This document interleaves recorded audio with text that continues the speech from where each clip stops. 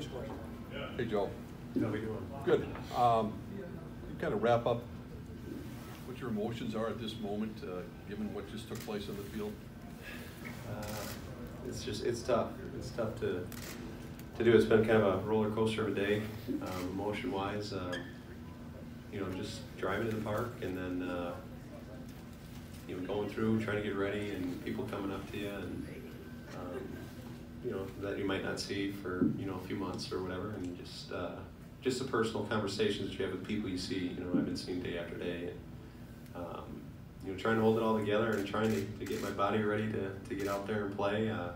Finish off the season, and I thought I had it going pretty good, holding it together, and then my two girls ran out on the field and kind of lost it there for a moment, and that was a cool moment. I didn't know that was going to happen, and I guess my wife bribed them with a new toy if they were to go on the field and stay out there for Dad. So I appreciate that, but it was just a day of up and down, and the crowd's reaction, and just the reaction from the other players, the White Sox. And I got to thank Rick Rennery and his staff for being so accommodating for what happened. And it's a one-run ball game, and me, the competitor, I want to respect the game and let it play out the way it is. But had an opportunity to do that, and I didn't think that was going to be a possibility ever. And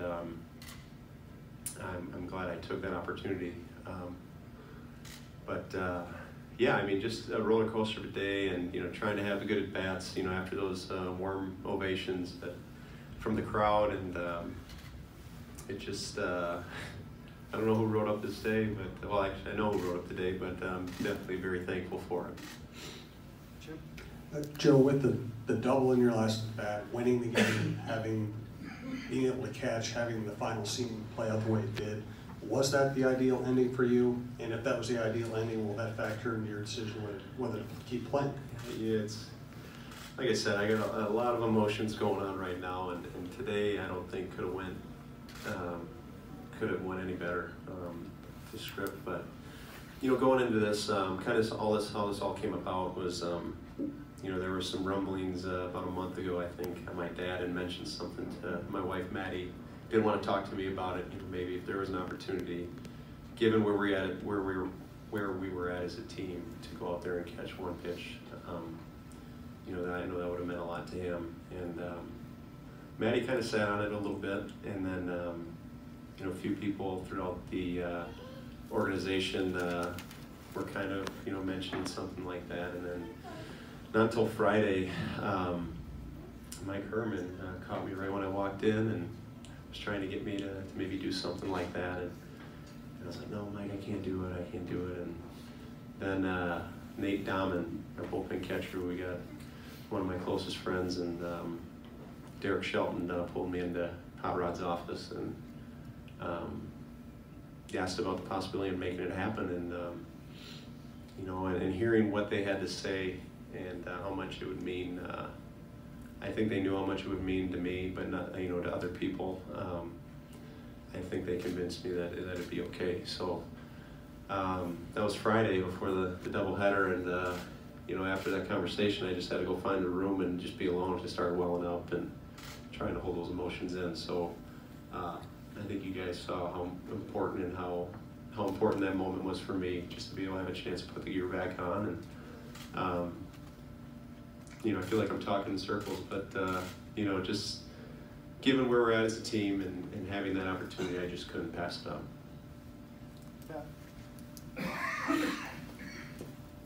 Yeah, Joe, you actually answered about 95% of what I was going to ask you, but I'll throw something else out there. I imagine you probably had to run that by the White Sox. Was there some sort of tacit agreement that whoever was at the plate wasn't going to swing when you were back there? Yeah. So I'm glad you brought that up, because that was my first response. I said, my wife might kill me if I go back there and they swing. But and that's the thing. And she was so behind it, and I'm so thankful for that.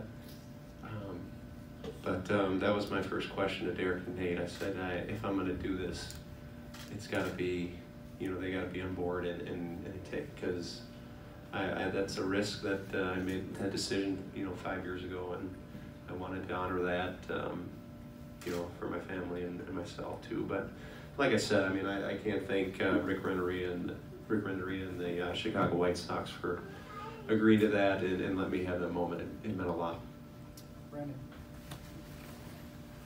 When you and Matty B embraced on the mound, what did you guys say to one another there? Well, that's the thing, after that conversation with Derek and Nate, after I gathered myself a little bit, I had another question I wanted to ask, and I was like, geez, who have I caught on this team? And Gibson was the only guy that I caught on the staff, is what I recall. But, playing with Matt the last couple of years and the amount of respect that I have for him and how he goes about his business and just the player he is and the person he is, I wanted him to share that moment with me. And, we've become pretty close. And I told him after, I said I wish I was able to play a lot more years with him, because he's about as good as they come. And I was able to share that moment with him. And Chris Jimenez coming back, taking my spot, I couldn't think of a better guy to do that too. He's up there at the top of my list for teammates as well. John, here.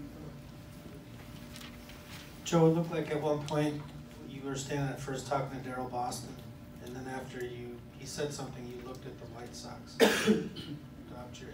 Maybe I'm wrong. And went like this. What was that about? Do you remember that at all? When was that? Was I? Between the third and fourth inning or something like that? Oh, it was Cooper, their pitching coach. Okay. He relayed a message. He said that was really, really nice of him. And he said I was one of the best left-handed hitters he saw, and that meant a lot to me. And I wanted to make sure to acknowledge him, because we've had some battles with him in the White Sox for a long time, and I respect him. I have the utmost respect for him and that staff. And, that was just a signal to him, and telling him that I appreciate that. Phil, in front.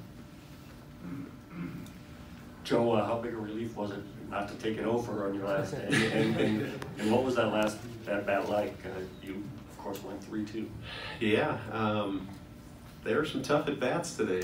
Just with the emotions and trying to gather myself.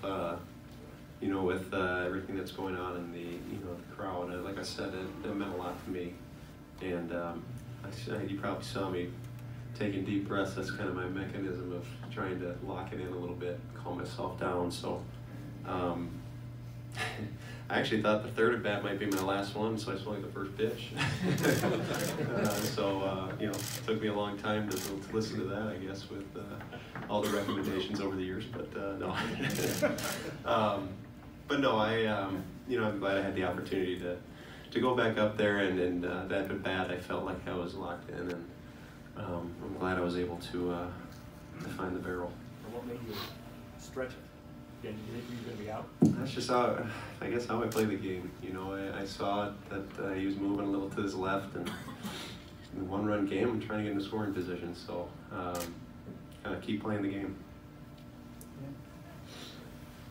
Joe, did your teammates know ahead of time, and what was it like about the catching, and what was it like there in the dugout before you took the field? Yeah, no, we tried to keep this as tight-knit as we could.